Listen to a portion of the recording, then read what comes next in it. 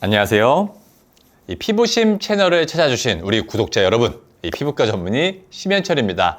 자, 오늘은 유독 우리 까만 팔꿈치, 흔히 흑꿈치라고 부르는 이 팔꿈치 색소 침착에 대해서 이야기를 해보려고 합니다.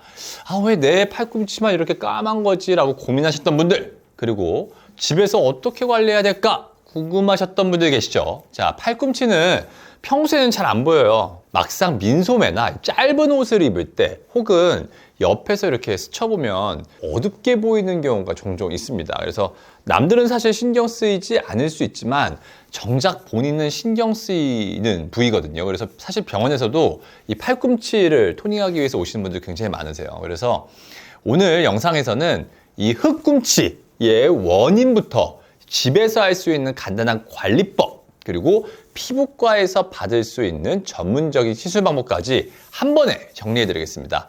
영상이 유익하셨다면 그냥 보지 마시고 좋아요, 구독, 알림 설정까지 부탁드려요. 자, 그럼 시작해 볼게요. 자, 이 팔꿈치 색소 침착의 원인의 첫 번째는 마찰입니다. 자, 우리 피부는 염증, 마찰, 압박, 햇빛 등을 받으면 이를 보호하기 위해서 우리의 각질층, 피부의 가장 바깥층이죠. 이걸 두껍게 만들고 멜라닌 색소를 증가시킵니다. 우리가 팔꿈치나 무릎을 한번 생각을 해볼까요? 자, 이 부위들의 공통점은 일단 접히는 부위라는 거죠.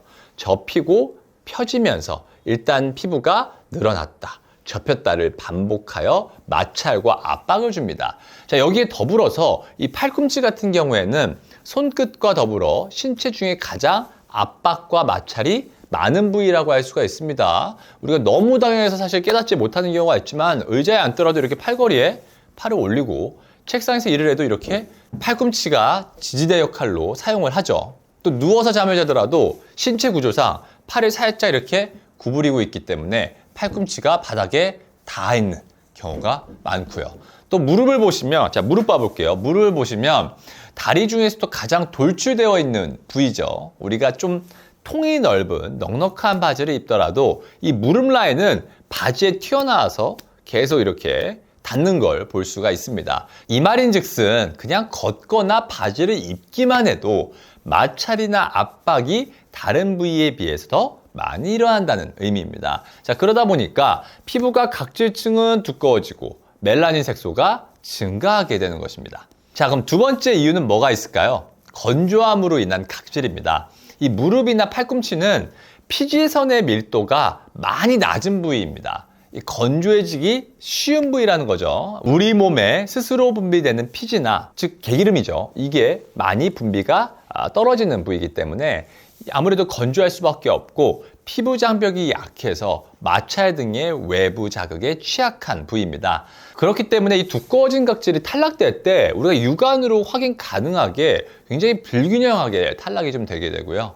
또 주름진 부위다 보니까 자칫 잘못하면 주름 사이에 이런 탈락된 각질, 즉 때 같은 것이 더 잘 눈에 보이게 되는 거죠. 이 주름 사이에 얘네가 껴있기 때문에.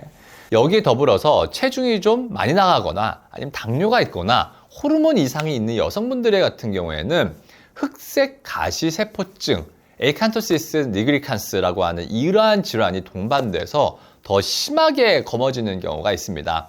자, 이 질환은 인슐린 사용이 제대로 되지 않으면서 인슐린이 과다 분비하게 돼서 멜라닌 세포를 자극해서 목이나 겨드랑이, 사타구니, 팔꿈치 등의 이 주름 부위에서 피부가 좀 거칠고 두꺼워지면서 색이 더 검게 변하게 되는 질병으로 우리 팔꿈치나 무릎 착색이 좀 심하게 일어나는 분들은 이러한 부분까지도 사실 확인하는 것이 좋습니다. 자, 세 번째 이유는 아토피성 피부염이나 기타 만성염증이 있는 분들인데요. 이런 경우에는 해당 부위가 긁히거나 간지러워서 긁거나 염증 후 색소 침착이 그래서 더 잘 생길 수가 있습니다. 자, 이 경우 팔꿈치뿐 아니라 사실 팔이나 무릎, 목 등의 이 접히는 부위에 색소 침착이 동반될 수 있으니까 함께 살펴보는 것이 좋겠죠.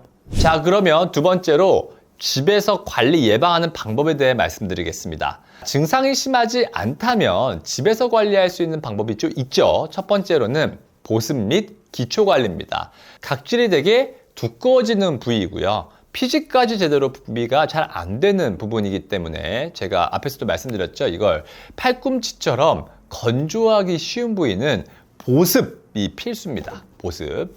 자, 샤워 후에 전신 보습제를 바를 때 이 팔꿈치를 특히 신경 써서 바르고 필요한 경우에는 우리 미백 성분들 있죠. 나야시나마이드, 비타민C, 유도체, 아젤라산 이런 것들이 함유된 크림을 더해주면 더 도움이 될 수가 있겠죠. 그래서 쉽게 설명하면 첫 번째로는 샤워 직후에 물기가 약간 남은 상태에서 바로 전신 보습제를 발라야 됩니다. 제가 보습제 항상 어디다 둬야 된다고요? 화장실에 둬야 돼요. 그래서 보습제를 바로 바르고, 두 번째는 팔꿈치에 보습제를 더 신경 써서 추가적으로 발라주고 미백 성분이 들어있으면 더 좋겠죠. 세 번째로는 흡수가 끝난 후에 자극을 줄 수 있는 옷이나 외부 마찰에 주의를 해준다. 이 세 가지를 좀 기억하셨으면 좋겠습니다. 자, 그럼 두 번째 우리 집에서 하는 관리로는 각질 관리 제품을 사용하는 것입니다. 이런 기초 관리와 더불어 시중에 잘 알려진 우레아 크림 같은 것을 사용해 보시는 것도 도움이 됩니다. 자, 이러한 크림이나 연고들은 주로 이 케라틴의 각질층을 분해해서 좀 부드럽게 탈락할 수 있도록 만들어주고 추가적인 보습 효과를 부여합니다. 자, 그리고 이 각질을 화학적으로 제거하는 스크럽 제품들이 있는데요. 주 1에서 한 2회 정도 약하게 각질을 제거해 주는 것이 좋습니다. 너무 강하게 문지르면 오히려 자극으로 인한 염증 후 색소 침착이 더 심해질 수 있으니까 주의해야 합니다. 자, 세 번째는 자외선 차단입니다. 자외선은 얼굴이나 팔다리에만 영향을 주는 게 아니라 우리 몸 어디든 색소 침착을 악화시킬 수가 있습니다. 자, 이 여름철 반소매를 입을 때 팔꿈치가 햇빛에 노출이 된다면 자외선 차단제를 바르거나 아니면 얇은 가디건을 걸쳐주는 것이 도움이 되겠죠.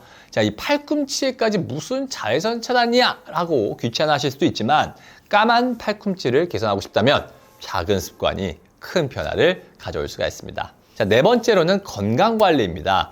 앞서 말씀드렸던 이 팔꿈치의 착색의 원인 중에 흑색 가시세포증, 에이칸토시스 니그리칸스가 있었죠. 자, 보통 이 당뇨의 전 단계, 당뇨병이 있을 때 동반되기 때문에 당뇨와 관련된 치료나 식이요법, 그리고 체중 감량 등을 병행하시는 것이 좋습니다. 자, 드물지만 이 흑색 가시세포증 자체가 악성 종양, 즉 암과 관련되어 나타나는 경우가 있습니다. 특히 위암, 간암, 췌장암 등 이 내부 장기에 종양이 생겼을 때 흑색 가시세포증이 악성형으로 나타날 수가 있다는 보고들이 있는데요. 매우 빠르게 진행하고요. 피부 병변이 좀 넓은 범위에 걸쳐서 좀 심한 벨벳 질감, 벨벳 같은 느낌이 좀 나타나고 고령, 나이가 많으신 분들에게 나타날 수가 있습니다.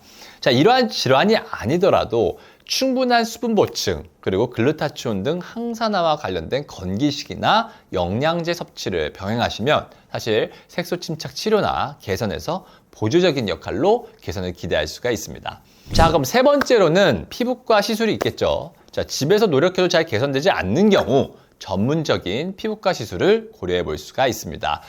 왜 나는 주변에서 하는 방법들 다 해봤는데 팔꿈치가 그대로냐 하시는 분들은 전문의의 상담을 받아보시는 걸 추천드립니다. 그리고 평소 이 상처 같은 게 났을 때 색소 침착이 자주 발생하는 분들이 있죠. 자, 이러한 분들이 넘어져서 무릎이나 팔꿈치에 상처가 난다면 피부과 내원을 통해서 사실 초창기부터 스테로이드 처방을 한다거나 하는 관리 등이 들어가는 게 사실 돈과 시간을 아끼는 방법이라고 할 수가 있겠습니다. 이런 분들이 아니더라도 팔꿈치의 경우에는 단순히 그냥 색소 침착의 해결뿐만 아니라 각질이나 보습 등 다른 사항을 아무래도 경과에 따라서 좀 보완하고 줄이는 보조적인 관리가 함께 들어가주면 더 효과가 좋기 때문에 우리가 피부과에서 상담을 받고 관리가 같이 들어가는 게 좋을 수가 있습니다. 그럼 이 관리엔 뭐가 있을까요? 첫 번째로는 당연히 레이저 토닝이 있겠죠. 이 색소 침착 개선에 자주 쓰이는 저출력 레이저를 바로 팔꿈치 부위에 적용을 해서 멜라닌을 서서히 분해시키는 방법입니다. 자, 레이저 토닝은 주로 기미, 잡티, 주근깨 등에 쓰이지만 이 팔꿈치 같은 국소 부위 색소 침착에도 도움이 될 수가 있습니다. 자, 보통 수차례 반복 시술이 필요하며 일상생활에서는 지장이 거의 없습니다. 피코 레이저, 스타워커와 같은 이 토닝 레이저와 경우에 따라서는 V빔과 같은 이 혈관 레이저를 적절히 써주는 게 도움이 될 수가 있겠습니다. 자, 두 번째로는 필링 시술인데요. 자, 이 화학적 필링을 통해서 팔꿈치 주변의 두꺼운 각질층과 또 착색된 피부 표면을 제거할 수가 있습니다. 자, 단, 이 필링의 농도와 시술 간격은 이 피부 상태에 따라서 조절해야 하며 시술 후 보습과 자외선 차단 등 사후 관리가 매우 중요합니다. 또 세 번째로는 이 고주파 장비나 초음파 시술들이 도움이 될 수가 있는데요.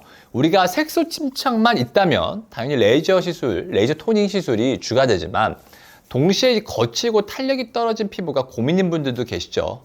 자, 이럴 때 이 고주파 장비나 초음파 시술로 이 콜라겐 생성을 좀 촉진해서 피부를 좀 탄탄하게 만들어주고 각질 관리나 레이저 시술과 병행을 해서 좀 더 매끈한 결과를 기대할 수가 있겠습니다. 자, 예를 들어 볼게요. 제가 색소 침착이 완벽하게 사라지고 보습도 관리도 완벽하게 돼서 아이돌 같은 팔꿈치를 가지게 됐는데 개인의 특성상 팔꿈치 주변에 주름이 도드라져 보이는 분들이 계십니다. 자, 이러한 경우에는 색소 침착 치료 장비는 아니지만 뭐 바디 울세라나 온다 같은 것들을 함께 시술을 했었을 때 또 주름이 너무 심한 경우에는 요즘에 콜라겐 형성물질 같은 것도 같이 넣어주거든요. 이런 경우에는 아무래도 너무 조글조글한 주름이 많이 완화가 되면서 시술했을 때 만족도나 개선폭이 높습니다. 자, 지금까지 이 팔꿈치 색소 침착, 우리가 흔히 흑꿈치라고 부르는 이 까만 팔꿈치의 원인부터 집에서의 관리법, 그리고 피부과에서 받을 수 있는 시술에 대해 알아봤습니다. 생각보다 이 일상생활 속 사소한 습관들, 예를 들어 뭐 바닥에 팔꿈치를 이렇게 괴고 스마트폰을 보는 자세, 흑꿈치의 주범이 될 수 있다는 사실, 그게 흥미롭지 않아요? 자, 또 피부가 건조해져서 각질이 생기고 그 각질이 또다시 색소 침착을 유발하는 이 악순환을 우리가 놓치기 쉬운 부분입니다. 그래서 집에서 하는 관리법과 함께 시술도 도움이 될 수 있다는 사실도 잘 아셨죠? 자, 그리고 시술 후에도 꾸준한 관리까지 해주는 것이 또 필수입니다. 영상이 도움이 되셨다면 우리 좋아요, 구독, 그리고 알림 설정까지 꼭 부탁드립니다. 자, 앞으로는 이 피부심 채널에서는 다양한 피부 고민과 치료 관리법 등을 제가 유익하고 재밌게 더 알려드릴 거거든요. 그러니까 댓글로 이 주제 좀 다뤄주세요. 아니면 제 SNS, 인스타그램 닥터 현철심으로 되어 있는 부분에서 댓글로 이 주제 좀 다뤄주세요 라고 하면 제가 재밌고 간단하고 제 특기죠. 아주 임팩트 있게 요약을 해서 알려드리도록 하겠습니다. 지금까지 더세 피부과 대표원장, 피부과 전문의 심현철이었습니다. 영상에서 또 만나요.